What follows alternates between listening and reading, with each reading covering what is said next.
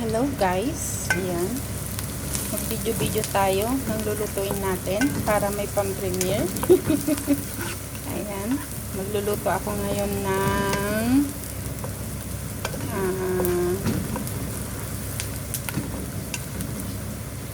kanin na may tomato paste. Kanin na may tomato paste? Oh, yun, kanin na may tomato paste. Ayan, unahin ko, ginisa itong sibuyas. Tapos ito, nakalimutan ko ngayon lang kasi naisip kong mag-vlog. Ito ginisa ko luya, tapos dry grapes, saka carrots. Pang toppings to mamaya sa ibabaw. Ayan, naglagay na rin ako ng bawang. Ito.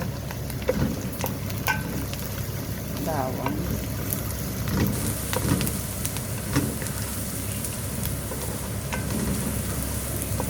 Ayan, halu-haluin.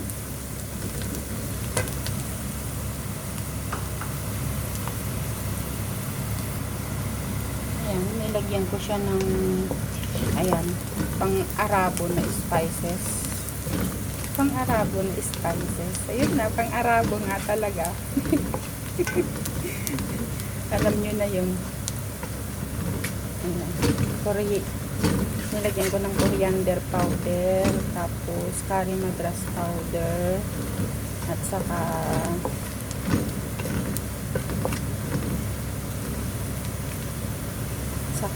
ano, ang tawag dun?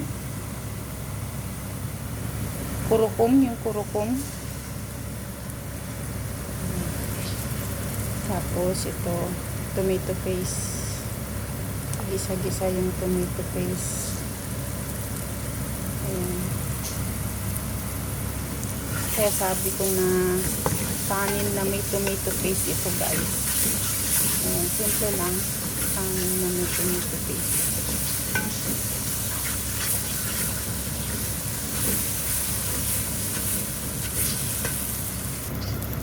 Ayan, pag ganyan na, lagyan ko na siya ng tubig. Lagyan ko na siya ng tubig, tangka-tangka lang muna, para hindi magiging malabsak yung kanin. Ayan. Ayan. Tapos, papakuluan to, pero lagyan ko muna siya ng asin. Para matunaw na yung asin. Asin yun.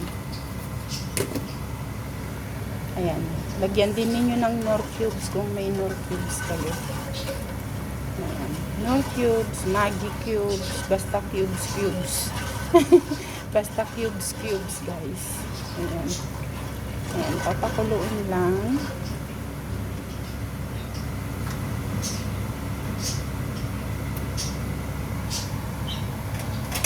Ayan, tatakpan ko siya. Para madaling kumulo. Tapos ito yung bigas. Binabad ko na ito ng 2 oras. Ayan, ganito dito guys. Itong bigas. Binababad. Para mawala yung ewan ko, basta dito ang style binababad para magiging mahaba siya. Yung style basmati rice ito. Basmati rice. Ito yung rice nila lagi dito guys. Ito.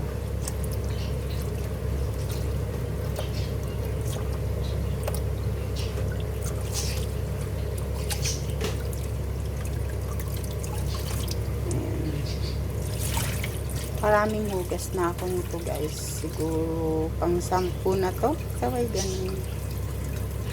Ayan. Tama na to.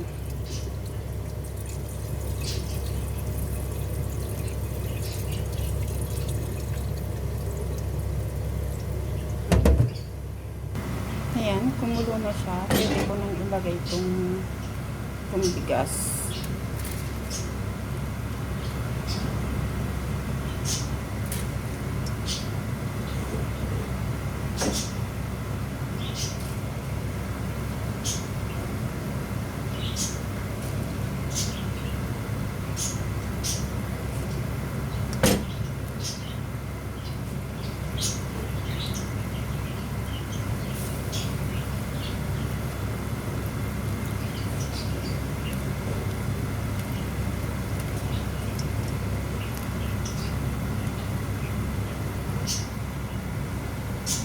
na siya.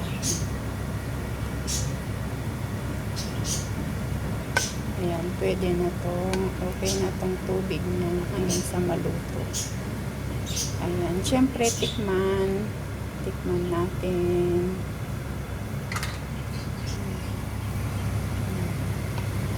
Kailangan okay.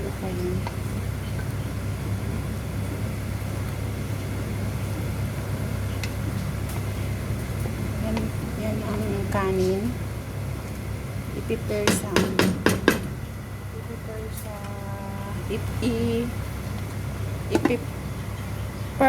ayan sa yan chicken in oven, ayan, hindi pa naluto. Ayan yung kapir niya, yung kanin na niluto ko, guys. Kailangan ukay-ukayin hanggang sa mawala na tong tubig niya. Ayan. Pag nawala na yung tubig, i-in na siya. I-in na.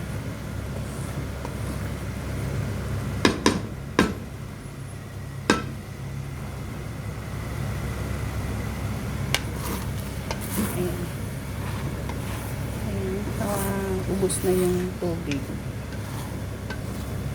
Pwede nang i-in ito.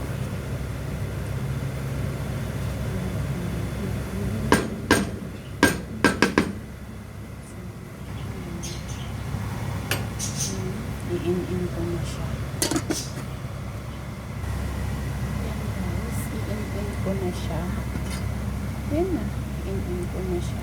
Tapos, ready na. Ayan. Salamat sa panonood ulit, guys. Hanggang sa muli. Hanggang